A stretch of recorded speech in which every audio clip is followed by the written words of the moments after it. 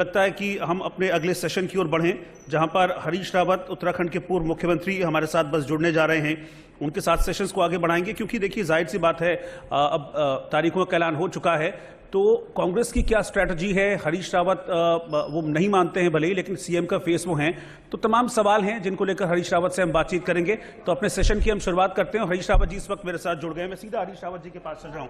हरीश रावत जी, बहुत बहुत स्वागत है आपका इंडिया न्यूज में। और सबसे पहले तो सवाल मेरा यही है कि देखिए चुनाव की तारीखों का ऐलान हो चुका है, और सबसे पहले मैं ये जानना चाहूंगा कि कितनी तैयारी है आपकी उत्तराखंड में, और कितनी उम्मीद है आपको वापसी की?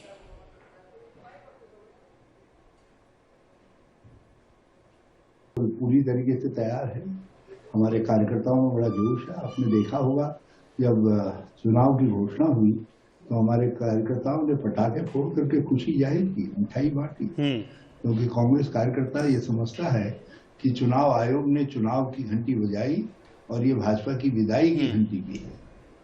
लोग इस दिन की प्रतीक्षा कर रहे थे। कांग्रेस कार्यकर्ता बहुत जोश में है।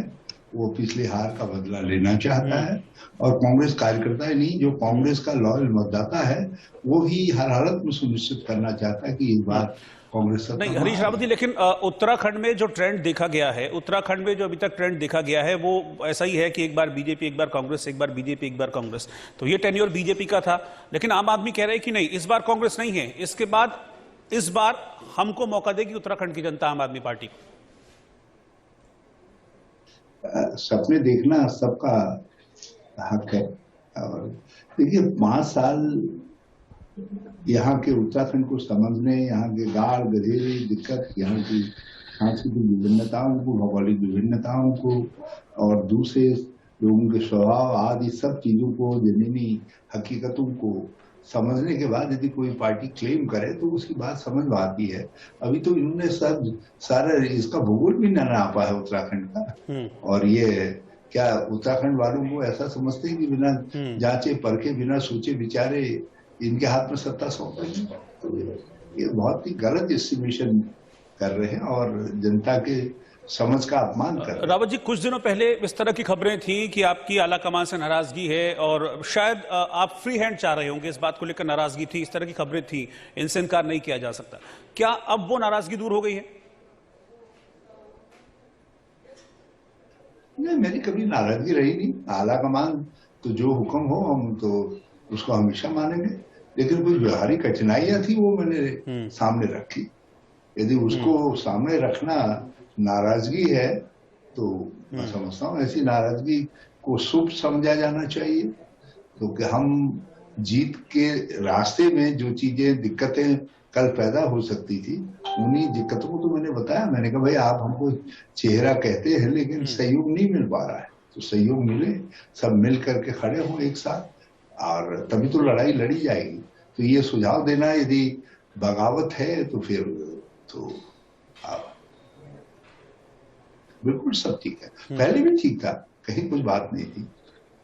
यदि कोई बात होती जी, कुछ बात होती तो खाली ट्वीट थोड़ी करता। नहीं देखिए, बीजेपी तो 60+ का दावा कर रही है। बीजेपी तो कह रही है कि 70 सीटें हैं उत्तराखंड की विधानसभा में, 60 से ज्यादा हम लेके आएंगे।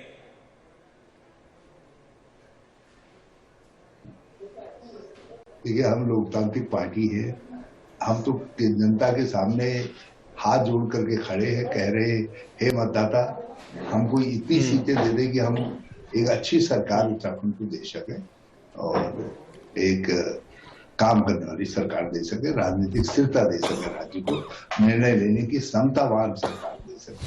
तो ये हमारा आग्रह है। भाजपा घमंड में है, इसलिए वो 60 पार कहती है, और जनता धीरे से कह रही है कि हाँ आपके तुमको बहुत देख लिया, आप करेंगे तड़ी पार। वो 60 पार कर रहे, जनता तड़ी पार कह रही है। देखते हैं जनता का तड़ी पार सही सिद्ध होता है या भाजपा, क्योंकि लड़ाई हम में भाजपा में कम है, ये तो जनता जनार्दन और भाजपा के बीच में ज्यादा है। रावत जी, लेकिन एक बात है ना, सुनिए, एक बात है ना कि चुनावी रैलियों पर तो अब रोक लगी हुई है, तो फिर आप लोग कैसे पब्लिक तक पहुंचेंगे? क्या इसके लिए तैयारी है, या क्या इसके लिए आपने नया फॉर्मूला कुछ ना कुछ निकाला होगा? कैसे बढ़ेंगे? हमारी तैयारी बिल्कुल मुकम्मल है, और हमने ऑलरेडी ऑनलाइन एड्रेस स्टार्ट कर दिया है। कल मैंने सुबह 11 बजे ऑनलाइन एड्रेस किया था। उसमें शुरू में ही 20,000 से ज्यादा लोग जुड़ गए। अब तो लाखों लोग देख चुके हैं। तो लोग ऐसा नहीं है, कांग्रेस का और कांग्रेस के संवाद का उत्सुकता से प्रतीक्षा कर रहे हैं। थोड़ा सा एक दिक्कत है कि हमारे राज्य के एक बड़े हिस्से में इंटरनेट कनेक्टिविटी नहीं है। 50-60% हिस्सा ऐसा है जहाँ कनेक्टिविटी या तो है नहीं या तो पुअर है। तो वहां के लिए इलेक्शन कमीशन को कुछ सोचना चाहिए, क्योंकि आखिर राजनीतिक दल पॉलिटिकल जनता के सामने नहीं जाएंगे तो उनका मत के देने के लिए मन बनाने में मदद करना हमारा दायित्व है। तो वो दायित्व हम राजनीतिक दल ठीक से निभा सके, उसके लिए कोई प्लेटफॉर्म निकालना चाहिए, जो डिजिटल प्लेटफॉर्म के अलावा कोई तरीका और निकालना चाहिए। नहीं रावत जी, देखिए कांग्रेस को यह लग रहा था कि जो देवस्थानम बोर्ड है उसका मुद्दा बनेगा, लेकिन कांग्रेस बीजेपी ने वापस ले लिया वो इशू। तो इससे कुछ नुकसान हुआ, कुछ स्ट्रेटजी में फर्क पड़ेगा आपकी अब बीजेपी के स्टेप के बाद? बिल्कुल नहीं मिलेगा। इतना हुआ कि जो गुस्सा निरंतर चल रहा था वो गुस्सा जो है लोगों ने अब मन में रख लिया, लेकिन देवस्थानम बोर्ड भंग करने का निर्णय लिया, इस बात को लेकर के, गलत डिसीजन को लेकर के लोग जो आक्रोशित थे वो लोग दंडित करेंगे।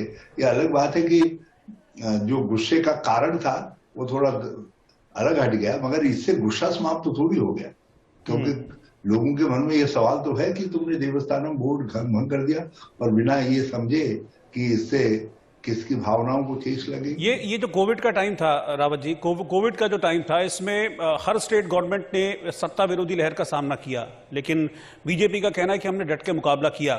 तो क्या इसका कुछ नुकसान आपको होता हुआ दिख रहा है भारतीय जनता पार्टी को? आप क्या समझते हैं वही हम भी समझते हैं। दिल्ली में कितना कोरोना से किस तरीके से मौतें हुई, ऑक्सीजन नहीं मिली, बेड नहीं मिली, दवा नहीं मिली। उत्तराखंड में देश में दूसरे नंबर पर सबसे ज्यादा मृत्यु दर थी। जो प्रतिशतवार मृत्यु दर उत्तराखंड में सर्वाधिक थी कोरोना से। तो लोग इसको भूले हैं, लोगों ने अपने प्रियजन खोए हैं, अपने जानने वाले खोए हैं। तो लोगों के मन में एक गुस्सा है भाजपा के प्रति, और वो भाजपा के प्रति गुस्से को चुनाव में निकालेंगे हर हाल। अच्छा, एक चीज मुझे बताइए, अभी हाल ही में प्रधानमंत्री नरेंद्र मोदी केदारनाथ आए थे। आपको क्या लगता है कि पीएम का आना बीजेपी के लिए एजेंडा सेट कर गया उत्तराखंड में? देखिए, केदारनाथ जी का आशीर्वाद तो सारे जनता जनार्दन विश्व के साथ, दुनिया के साथ, पूरी मानवता के साथ है। वही तो इस सृष्टि के धारक हैं। मगर भाजपा जैसे जो दुष्ट पार्टियां हैं उनको पनिश करने का काम, दंड देने का काम भी भगवान शिव ही करते हैं। तो हम तो सब लोग भगवान शिव से कह रहे हैं, भगवान प्रसन्न हो और अपना तीसरा नेत्र खोलो, ताकि ये जन विरोधी, गरीब विरोधी, मजदूर, नवला, सबके जो विरोध में, किसानों के विरोध में जो पार्टी खड़ी है भाजपा, उसे लोगों को मुक्ति दिलाओ। अच्छा, मुझे ये बताइए, मुकाबला किससे है? नरेंद्र मोदी से मुकाबला है उत्तराखंड में, पुष्कर सिंह धामी से है, या फिर जैसे डबल इंजन की सरकार कहते हैं तो ऐसे ही दोनों से भी मुकाबला है? सत्यता ऐसा है कि हमको जनता के विश्वास को जीतने के लिए ही प्रयास करना है। जनता को ये विश्वास होना चाहिए कि कांग्रेस बहुत सीरियसली चुनाव लड़ रही है और पूरी तरशक्ति से लड़ रही है। यदि हम ये विश्वास दिला पाए तो हमारा मुकाबला इनमें से किसी के साथ नहीं रह जाएगा। ये मुकाबले से दोनों पार्टियों का एक हम लोकतांत्रिक दल है, जो दाता दे दे उसको हाथ जोड़ करके प्रणाम करेंगे, कहेंगे धन्यवाद आपने दिया। हमें पूरा विश्वास है कि लोग हमको एक बहुत अच्छा बहुमत देंगे इस बार, ताकि हम। रावत जी, मुझे एक फाइनल क्वेश्चन आपसे पूछ रहा हूं। मुझे बताइए कि कांग्रेस क्या फिगर एक्सपेक्ट कर रही है, क्या आंकड़ा एक्सपेक्ट कर रही है उत्तराखंड में अपने लिए? कॉन्फिडेंट तो बहुत दिख रहे हैं आप।